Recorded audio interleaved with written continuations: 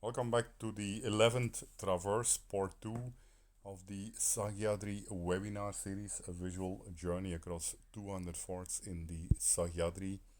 Today we're going to explore some beautiful forts south of the Mumbai region. Here you can see the main entry door of Karnala Fort, which is really a beauty.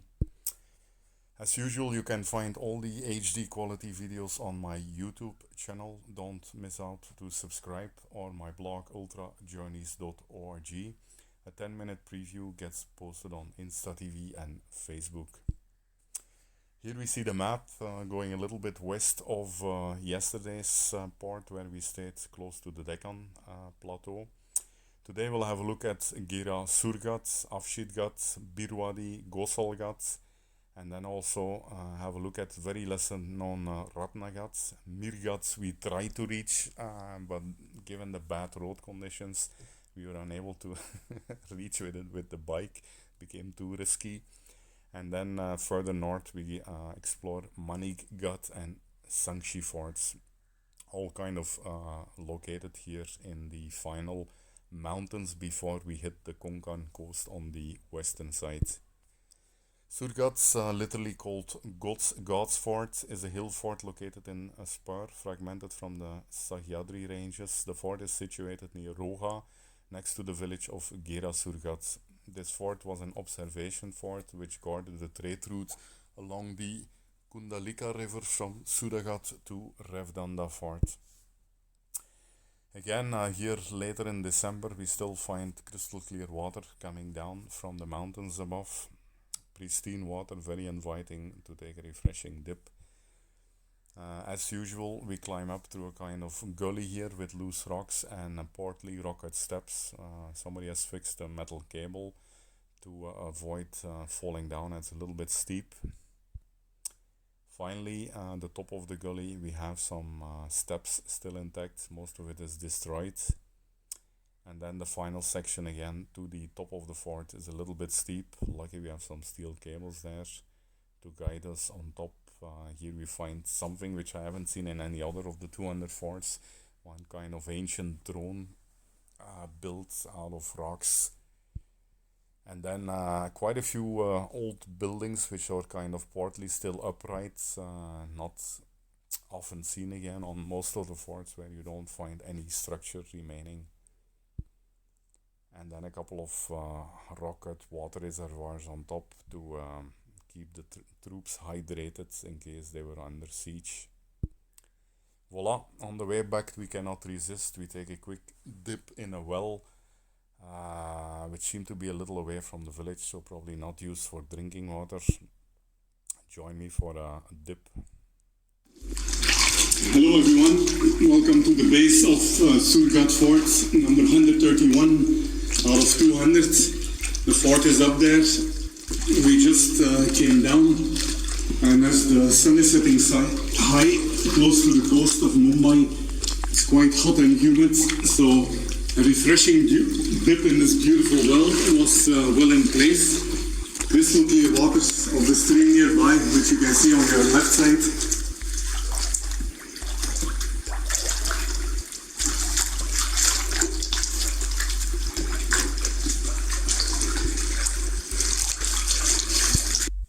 Okay, as usual again, the lesser known forts mean more remote villages where very few people come, and of course beautiful hospitality.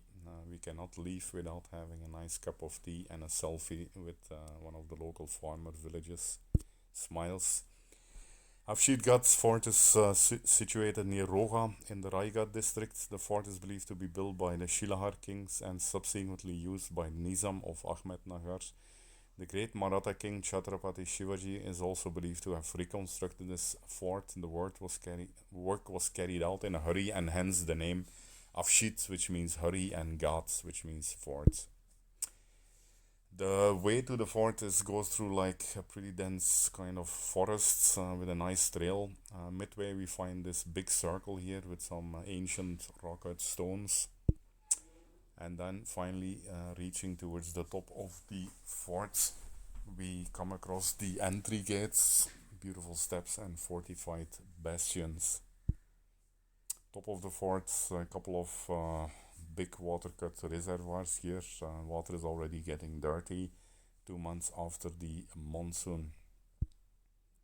Another structure here, entry gate further towards the top, and a lookout tower where we find the Maratha flag flying high and an old cannon pointing towards the Konkan plains below. Voila, on the way down again, getting hotter during the day in the Konkan plains. That's a much lower altitude. It's time for a refreshing dip in the big well. Nice slow-mo pic here to capture the dynamic. Zoom. This is one way to refresh yourself and finish on 6 to 8 forts a day. Next on the list is Wadi Fort, quite out of the way. Bad roads along the way. It's a hill fortress located in the village of Wadi on the Roga Salaf Road. In 1648, this fort was built by Shivaji Maharaj along with Lingana Fort after capturing Kalyan. This fort was used as a watchtower on Revdanda Creek and to check the activities of the city. On top, not much is there, just kind of a barren hill with one structure here, kind of a fortified tower. And on the back we find just one empty kind of small reservoir back of the hill. And again, something that we see quite often at the Konkan Plains more than the Deccan Plateau is the snake skins, so I guess more reptiles in this warmer region. Next is Goregaon Fort, located 8 kilometers south of Roga town on the Roga Balgaon Murut road. This fort has a small hill with a narrow spur guarded by fortification. The fort served to keep watch on the enemy and the trade route from Mavol to the seaports around. This is again a fort that we reach late in the night. So here you can see some of the bike riding we do after the sun sets down in order to cover significant distance and to save time reaching the base of the fort in the morning so we can climb up quickly.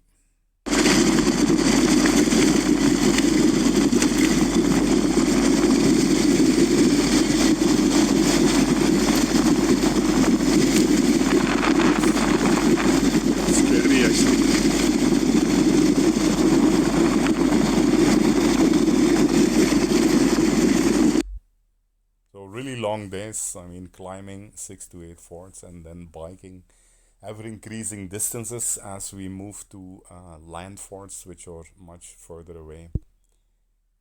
Well, yeah. Here we then still make an attempt to climb the fort in the night. You can see the lit up villages in the background in the plains below. You find some big cannons on top of the fort. A lot of dry grasses, itchy grasses at this time, and some cut out caves there, reservoirs in the side of the hill. Next then we are energized, we keep moving through the night. We go to Tolga Fort, located 18 kilometers south of Roga town on the Roga Tala Indapur Fort road. This fort is situated on a narrow spur, guarded by fortification. The fort served to keep watch on the enemy and the trade route from Mavol to the seaports around. Also, this fort was used to keep check on the activities of the cities of Janjira. Goregaon Fort is also visible from this particular fort. Here we keep going in the night. I think this was the time when the next day I had a talk in Pune, so we are just wrapping up a couple more forts in the night before doing a long bike ride back to Pune for the talk the next day. Clear rocket steps here to the top of Talagat and beautiful views on the, again, night village, peaceful nocturnal sight from the top, one of the bastions of the top. You can see some big structures here still on top of this Talagat Fort. Voila, then fast forwarding a little bit later on the way back from Pune to the Mumbai region, we come by Mankhurd. It's a mountain fortress and temple in Giri Kila, Manighat, India. Located among rolling hills, the temple is a popular hiking spot. Manighat was built to oversee the trade route from Manval, Pune, to the coastal ports. The fort is situated near Vashivali, which is 27 kilometers from Panvel. Here we can see a picture of the entry gates leading to the hilltop of Manighat. Next is Karnala Fort, also called the Funnel Hill. It's a hill fort in Raigad district, about 10 kilometers from Panvel city. Currently, it is protected, a place lying within the Karnala Bird Sanctuary. It was a place of strategic importance since it overlooked the Bor Pass, which connected the Konkan coast to the interior of Maharashtra, the Deccan Plateau, on the main trade route between these areas. Beautiful lush green forest here while climbing up from the highway section to the top of this fort. You can see a fortification midway before the final pinnacle above there. Here is then the entry door through that midway fortification wall. Below the top level pinnacle, there are quite a few big rock cut reservoirs cut out. Lots of them, so should have had significant capacity for troops. Here you can see the main entry door that leads up to the top section. We came through that long ridge line in the back there out of the forest. It's quite a long and a steep climb to the top, but beautiful path as it's quite frequented by a lot of people given its proximity to Mumbai, I guess, and also the fact that there is some kind of bird museum on the base of this hill. Very nice to see. On top we meet a young couple here with a 1.5-year-old, which shows that even age is no limits, not especially at the young side, to discover this beautiful history of Maharashtra. Voila, more huge reservoirs under the top pinnacle of the fort. Next on the list is Sangshi. Sangshi is a beauty, very less known, I believe, not much visited. A Sang king built the fort, therefore the name, I guess. In 1540, Nizam Shah of Ahmednagar captured this fort from Gujarat's Sultan. The Sultan of Gujarat captured it back with the help of the Portuguese. Later he assumed that the Nizam was planning a counterattack the fort, so he handed over the fort to the Portuguese and ran away to Gujarat. Due to frequent attacks on the army of Nizam, the Portuguese purchased the fort along with Karnala Fort from Nizam. Here you can see some of the few steps as you climb out. The climb is very short from near a pretty famous mosque at the base of this hill, I remember. Go to a forest section, a bit of trail, and the final you get some rock steps leading to the top of the hill. Here at the edge of the fort you can look at some other disconnected pinnacle further away. Top of the fort is quite unique. Most of the space seems to be occupied by water reservoirs and a lot of these big holes in the rock, which are probably used to put up wooden structures, I guess, to protect these reservoirs from the sun. Beautiful views here also. I took the cover pic of my Sahyadri webinar series from the top of Sangshi. Next, located in the Pen Taluka of Raigad district's Mirghat Fort is also known as Mirya Dungar. On the backside of this fort there is a small fort called Ratna Durga on a small hill. It was primarily used as a watchtower. There is a pass between Mirghat and Ratanghat, Fort Aka Ratnadurg. The ancient trade route of Pen Kopoli used to go through this pass, and this fort was protected for its surveillance. The previous night we reached pretty late at the base village where we simply spread our mats at the primary school. Peaceful night here, and again quite a warm welcome of the villagers who served us some hot tea to kickstart the body early morning. We climb up through some very beautiful forest section here, quite steep. I think we missed the correct route, and we were scrambling along one little trail with loose scree. Views on the valley are beautiful as the morning mist is slowly evaporating by the rising sun. On top of Ratnadur, actually, there is almost nothing except this little statue here. It's a very small hillock, and also after looking a little, we find this reservoir, which is, I guess, partly filled up with mud from the hill.